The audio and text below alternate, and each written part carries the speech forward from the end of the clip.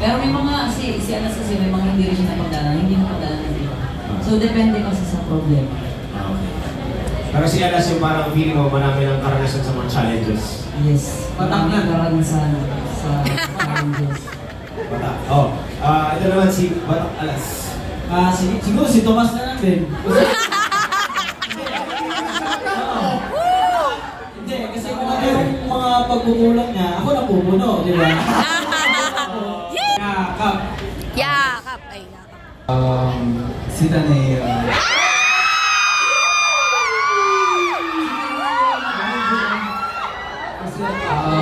Siguro in most situations, or actually in any situation, parang siya yung parang first na lahat dito.